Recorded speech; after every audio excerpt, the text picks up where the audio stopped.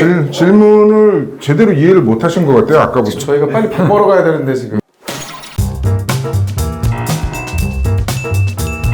각자 가볍게 소개 한번 부탁드립니다. 안녕하세요. 15년 동안 고객분들의 투자 관리를 도와드리고 있는 쾌남 송혜석입니다. 네, 안녕하세요. 20년간 고객들과 함께 투자를 맛있게 요리해서 여러분들께 전달드릴 수 있는 미식가라고 합니다. 네, 오늘 모신 분들은 두 분 다 공교롭게도 CFP십니다. 오늘 아주 유익한 시간 기대하겠습니다. 앞에 OX 팻말이 보이시죠? 3초 카운트 후 팻말을 들어주시면 되겠습니다.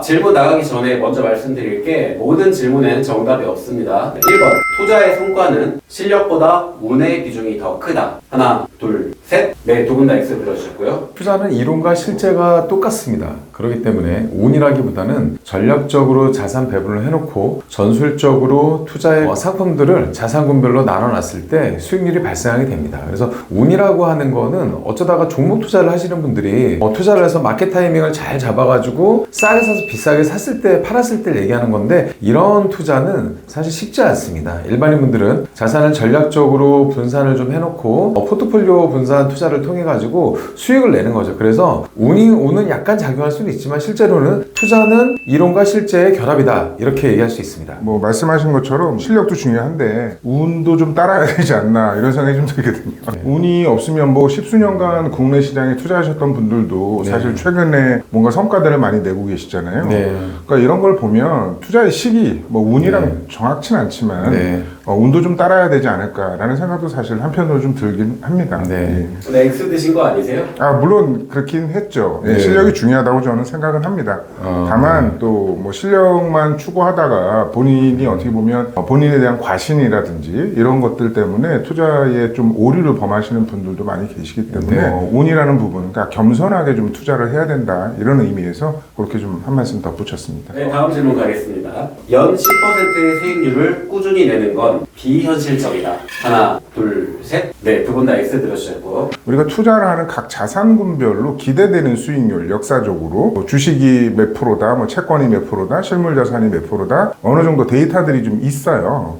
그것들을 어떻게 자산을 배분하느냐에 따라 좀 달라질 거고, 투자 기간에 따라 달라질 거고, 코스트 에버리지 효과를 이용해서 좀 우리가 겸손 투자라고 그러죠. 분할해서 매수하는 것들, 뭐 이런 조건들이 다 맞아야겠죠. 근데 현실적으로 사실 이렇게 모든 조건을 맞춰서 투자한다라는 거, 우리 개인 투자자라는 그렇게 녹록치는 않은 것 같아요. 그래서 저는 X라고 이렇게 편말을 들게 됐습니다. 그럼 X로 드셨으면은 잘못 네. 드신 것 같은데요. 쉽지 않다. 비현실적이다. 그러네요. 그럼 O를 드셨어요. 정정이 될까요? 네, 정정이 될까요? 저희가 빨리 밥 먹으러 가야 되는데 지금. 네. 아니, 캐남님 얘기에 너무 집중하다 보니까 연 10%의 수익률을 꾸준히 내는 건 비현실적이다라고 되어 있는데, 최근에 이제 주가가 올라서 대부분 연 10%의 수익률은 났지만, 개인적으로 이제 겸손하게 말씀을 드리는 게 맞습니다만, 제가 15년간 고객분들의 투자 관리를 하면서 몇 가지 원칙들을 지켰더니, 코스피 시장이 아까 박스피 시장을 말씀하셨는데, 그때도 원칙을 지키셨던 분들은 정식 투자에서 수익이 났었고요. 그리고 금리에 대해서, 금리가 떨어질 때는 또 채권에 투자해서 수익을 내신 분들도 있고, 사실 10% 투자는 제가 볼 땐 그렇게 어렵진 않아요. 단 조건들이 몇 개 있습니다. 전략적 자산 배분을 제대로 해야 되고, 포모 현상에 휩쓸리지 않아야 되고, 그리고 투자 기간을 정확하게 지켜야 됩니다.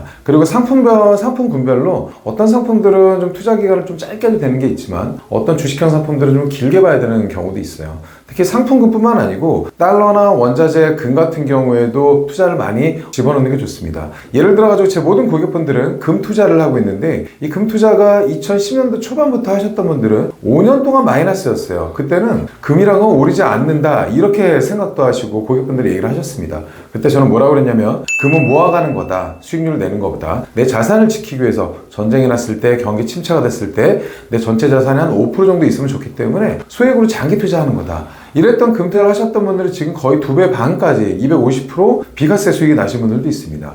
그렇기 때문에 연 10%의 수익률이라고 하는 거는 전체 자산 배분을 잘 해놓고 상품군별로 리밸런싱을, 전술적 자산 배분을 조금씩 해나가면서 기간을 지킨다고 하면 결코 어렵지가 않습니다. 미식가님이 말씀하신 거는 저는 동의할 수가 없습니다. 지금 말씀하신 대로, 그러니까 전제 조건이 따라야겠죠. 그런 원칙들을 일단 가지고 투자를 해야겠죠. 근데 저는 가장 공감되는 부분이 말씀하신 것 중에 그 재무 기간을 정해놓고, 기간을 정한다는 건 사실 자기의 그 재무 목표에 맞춰서 의사결정을 해야 되거든요. 그러니까 무조건 뭐 10년 이상 장기 투자해야 된다, 뭐 20년 이상 해야 된다 이런 게 아니라 재무적인 상황은 개인별로 다 다르시잖아요. 그런 부분들은.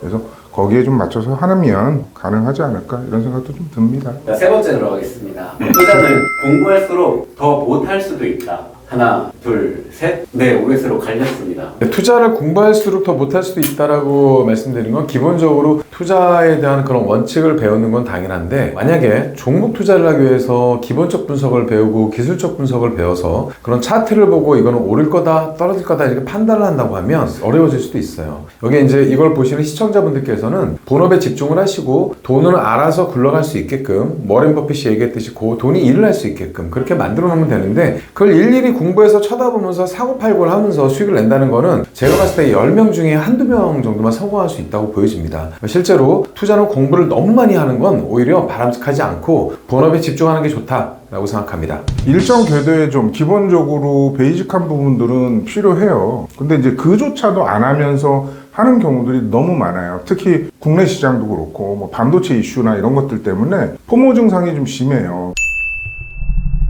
그래서 예적금만 10수년간 해오셨던 분들 또는 리스크 테이킹을 전혀 고려할 수 없는 어떤 성향을 갖고 계신 분들도 남들이 다 하니까 남들이 수익을 계속 자고 나면 수익들이 엄청나게 나 있는데 그걸 견디기는 참 어려운 것 같아요. 자, 그러면 거기서 내가 체계적인 공부를 해야겠다 이렇게 생각하시는 분들 10명 중에 1명도 안 될 거라고 저는 생각해요. 공부를 많이 한다고 수익이 안 나는 거다 난다 이거보다는 사실은 기본적으로 그렇게 접근할 때 부안해동 안 했으면 좋겠다 이런 취지에서 그렇게 좀 말씀드렸어요. 마지막 질문 들어갑니다. 올해 많은 사람들이 전망하고 있는 코스피 6천은 사실상 쉽지 않을 것이다. 하나, 둘, 셋. 네, 두 분 다 X 들어주셨습니다. 코스피 지수가 5천이다 6천이다를 떠나서 원래 한국은 많이 디스카운트 돼 있었습니다. 이제 이런 부분들이 여러 가지 한국에 좋은 환경들이 많이 있어요. 그리고 이론적으로는 6천이나 7천도 갈 수 있는데 물론 갑자기 미국과 그린란드의 그런 이슈가 훨씬 더 커지고 중국과 대만 이슈가 커진다든지 이러면 못 갈 수도 있습니다. 사실은 1,000을 간다 7천을 간다 연초에 증권사에 전망하는 부분들은 연말에 보시면 다 맞지 않습니다. 단지 확실하게 말씀드릴 수 있는 거는 코스피는 지금보다 조금 더 좋아질 수 있다. 대세가 상승 쪽으로 가고 있다. 이런 얘기는 제가 드릴 수 있을 것 같습니다. 오늘 OX 퀴즈 혹은 또 투자에 대해 각자 전문가의 입장에서 한마디씩 부탁드립니다. 투자라는 거 아시다시피 예적금이 아니지 않습니까? 리스크를 동반할 수밖에 없어요. 그러니까 우리가 투자를 얘기할 때 보통 수익률 얘기를 많이 하는데 투자라는 걸 구성하는 걸 보면 뭐 비용도 있을 거고 기간도 있을 거고 거기에 따른 리스크도 있을 거예요. 이 네 가지 요소 중에 우리가 컨트롤할 수 없는 게 수익률 하나밖에 없습니다.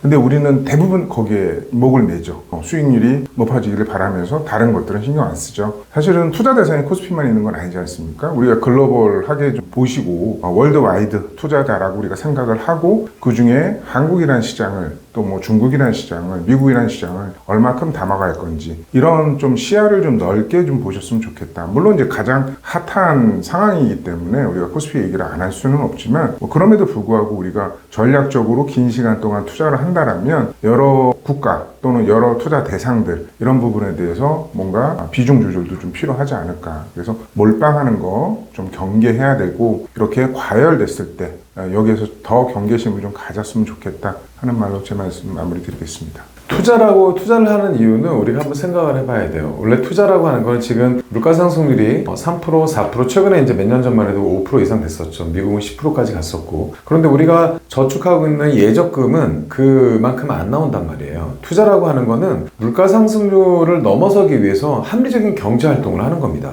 그러면 예를 들어서 물가 상승률이 3%다. 그러면 플러스 3% 최소 6% 정도 나와야 물가 상승률을 빼고 우리가 3% 정도 가져갈 수가 있는 거죠. 그러기 위해서 우리가 좋은 기업들한테 투자를 해서 좋은 기업들이 그 돈을 받아서 합리적으로 이 고용 창출도 하고 R&D도 해서 국가 경제에 이바지할 수 있게끔 이렇게 되는 거거든요. 그러면은 이 투자자들은 그 기업에 투자를 해서 좋은 기업에 투자를 해서 또 배당을 받고 이게 선순환이 돼야 되는 거예요. 그래서 아주 투자라는 거는 사실 20대부터 80대, 90대 계신 분들까지 안전한 투자 이런 걸 해나가야 되는 겁니다. 평생. 그걸 해야 되는데 투자가 투기로 변모돼서 이런 것들이 나오는 건데 우리는 항상 생각해야 될 것들 물가 상승률보다 높은, 그래서 기대 수익률은 연 10% 전후 하면 좋겠죠. 굉장히 높은 수익률이죠. 저는 연 8%에서 10% 정도가 꾸준하게 나온다고 하면 아주 성공적인 투자다라고 얘기를 하고 있습니다. 그래서 투자는 투기가 아닙니다. 투자라고 하는 거는 합리적인 경제활동이다, 이렇게 얘기할 수 있겠습니다.